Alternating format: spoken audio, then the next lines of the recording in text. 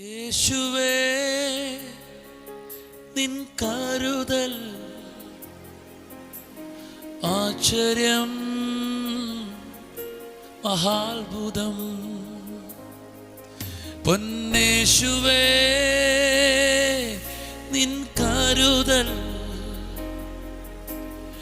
ആശ്ചര്യം മഹാത്ഭുതം. യേശുവേ നിൻ കരുതൽ ആശ്ചര്യം മഹാത്ഭുതം. ഇത്രമേലെന്നെ സ്നേഹിപ്പാൻ,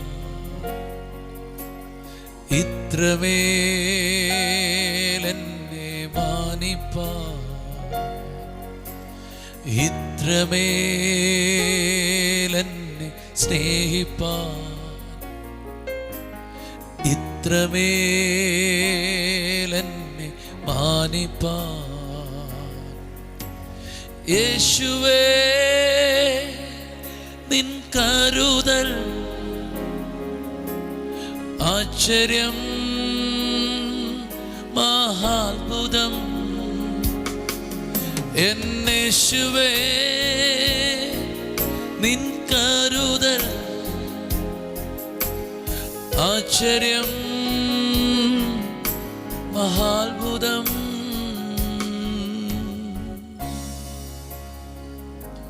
വോയിസ് ഓഫ് ലവിൽ ഇന്ന് കർത്താവ് നമ്മോട് ഇടപെടുവാൻ ആഗ്രഹിക്കുന്ന വചനം 113 സങ്കീർത്തനത്തിൻ്റെ 7-ാമത്തെ വാക്യവും 8-ാമത്തെ വാക്യവുമാണ്.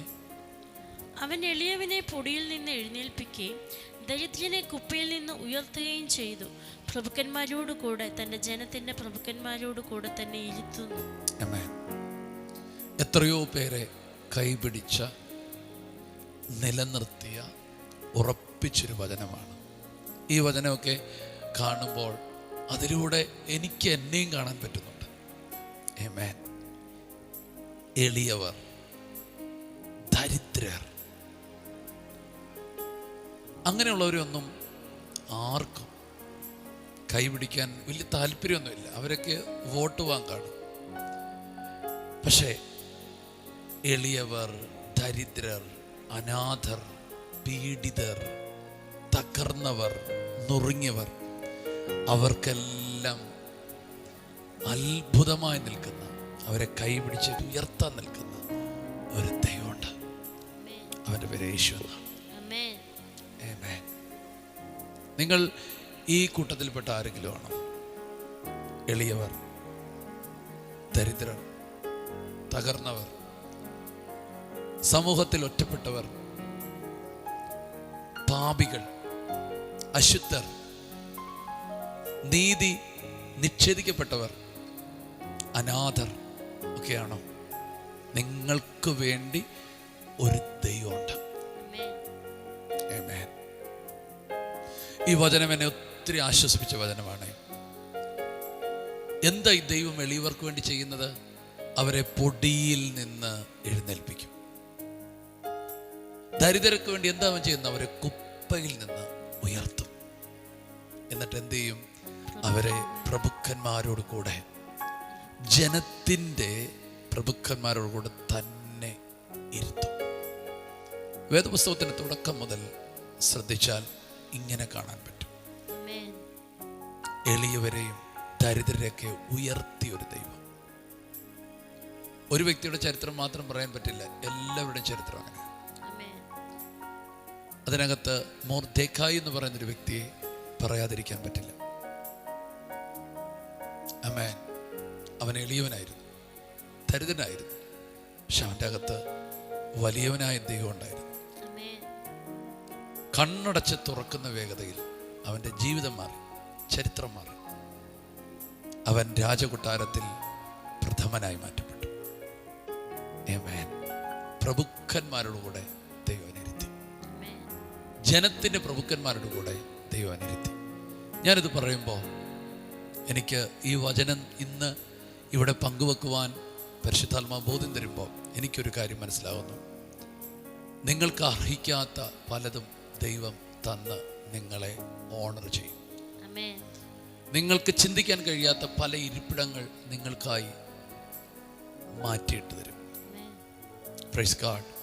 ഈ കർത്താവിനെ നിങ്ങൾ വിശ്വസിക്കുക. നിങ്ങൾക്ക് ഇഷ്ടപ്പെട്ടെങ്കിൽ ഈ വചനം നിങ്ങൾ പങ്കുവെക്കണം, പറയണം. എൻ്റെ ദൈവം ഉയർത്തുന്ന ദൈവമാണ്. എൻ്റെ ദൈവം കുപ്പയിൽ നിന്ന് ഉയർത്തുന്ന ദൈവമാണ്. എൻ്റെ ദൈവം പൊടിയിൽ നിന്ന് എഴുന്നേൽപ്പിക്കുന്ന ദൈവമാണ്. നിങ്ങളത് പറഞ്ഞുകൊണ്ടിരിക്കുമ്പോൾ തന്നെ ചില എഴുന്നേൽപ്പുകൾ നടക്കും. നിങ്ങളിപ്പോൾ ആയിരിക്കുന്ന ഇടത്ത് നിന്ന് എഴുന്നേൽപ്പുകൾ നടക്കും. സ്തോത്രം. ഇപ്പോൾ ആയിരിക്കുന്ന സ്ഥലത്ത് നിന്ന് ചില ഉയർപ്പുകൾ നിങ്ങൾക്കുണ്ടാകും. ആമേൻ. ഹല്ലേലൂയ. ജയിലിൽ എല്ലാ ദിവസവും കിടന്ന അതേ സ്ഥലത്ത് ഒരു ദിവസം ചെന്ന് നോക്കുമ്പം അവിടെ യോസെഫില്ല. പിന്നെ അവനെ കാണണമെങ്കിൽ രാജാവിൻ്റെ അടുക്കൽ ചെല്ലണം. ഞാൻ പറയാം, ചില കാര്യങ്ങളൊക്കെ പെട്ടെന്ന് നടക്കും കേട്ടോ. ലോങ് ടൈമുകൾ അവൻ തകർന്നവനാണ്, പക്ഷെ അവൻ്റെ ഉയർച്ച പെട്ടെന്നായിരുന്നു. ലോങ് ടൈമുകൾ തകർന്നു പോയവർ, നശിച്ചു പോയവർ, സമയം നഷ്ടപ്പെട്ടവർ, അങ്ങനെയുള്ളവർക്കായി ദൈവം ചില ഷോർട്ട് ടൈം കൊണ്ട് ചില അത്ഭുതങ്ങൾ ചെയ്യുന്നു. ഈ ദൂത് നിങ്ങൾക്കുള്ളതാണെന്ന് എന്താണ് ഉറപ്പ്? ഞാൻ എപ്പോഴും പറയുന്ന പോലെ 800 കോടി ജനം ഉലകത്തിലുള്ളപ്പോൾ നിങ്ങൾ ഈ ദൂത് കേട്ടെങ്കിൽ നിങ്ങൾ കേൾക്കുന്ന ദൂത് നിങ്ങൾക്കുള്ള ദൂതാണ്. യെസ്. പരിശുദ്ധാത്മാവിൻ്റെ ഒരു വലിയ സംരക്ഷണം, ഒരു വലിയ ഉയർച്ച, ഒരു എഴുന്നേൽപ്പ് ദൈവം നിങ്ങൾക്ക് തരാൻ പോകുന്നു. ഒരു വാക്ക് നിങ്ങൾ കേൾക്കാൻ പോവാണ്. ദേ രാജാവ് നിന്നെ വിളിക്കുന്നു. സ്തോത്രം. ആമേൻ. യോസഫ് ഒരിക്കൽ കേട്ടൊരു വാക്കാണ്, ദേ രാജാവ് നിന്നെ വിളിക്കുന്നു. ഒരിക്കൽ ആ ബെർത്തിലോമായി കേട്ടൊരു വാക്കാണ്, ദേ യേശു നിന്നെ വിളിക്കുന്നു. അതെ, ചില ഉന്നതകരമായ വിളികൾ നിനക്ക് വരുന്നു. നീ ഇപ്പോഴിരിക്കുന്ന ഇടത്തു നിന്ന് നിന്നെ കയറ്റാനുള്ള ചില വിളികൾ വരുന്നു. നഷ്ടപ്പെട്ടു പോയ ചില വാതിലുകൾ നിങ്ങൾക്ക് തുറക്കുന്നു. ചില കോള് ഈ ദിവസങ്ങളിൽ നിങ്ങൾക്ക് വരുമെന്ന് ഈ വചനം പങ്കുവെക്കുമ്പോൾ പരിശുദ്ധാത്മാവ് ഒരു ശബ്ദം തരുന്നു. വിശ്വസിച്ചാട്ടെ, വിശ്വസിച്ചാട്ടെ, അത്ഭുതങ്ങൾ വിശ്വസിച്ചാട്ടെ. ഈ വചനത്തെ മുറുകെ പിടിച്ചുകൊണ്ട് നമുക്കൊരു നിമിഷം ഒന്ന് പ്രാർത്ഥിക്കാം. ആമേൻ. യേശുവിന് ഞങ്ങൾക്ക് നൽകിയ, ഞങ്ങളെ ബലപ്പെടുത്തിയ വചനത്തിന് നന്ദി പറയും. കർത്താവെ, ഞങ്ങളുടെ ജീവിതത്തിൽ അങ്ങൊരു എഴുന്നേൽപ്പ് ഒരുക്കിയിരിക്കുന്നതിന് സ്തോത്രം ചെയ്യും.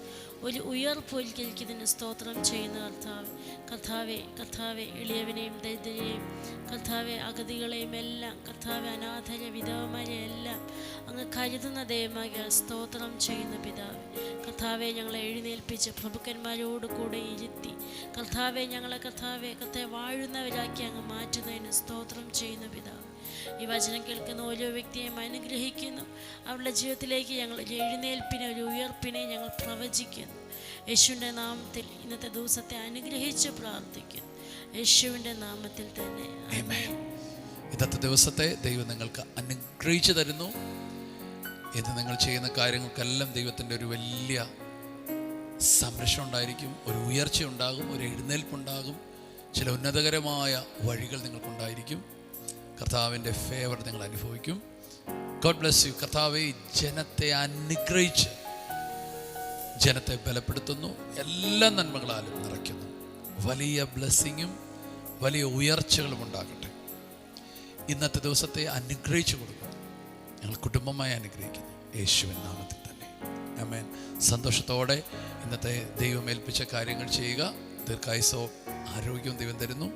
ഈ വചനങ്ങൾ മറ്റുള്ളവരിലേക്കും നിങ്ങൾ എത്തിക്കുക. God bless you.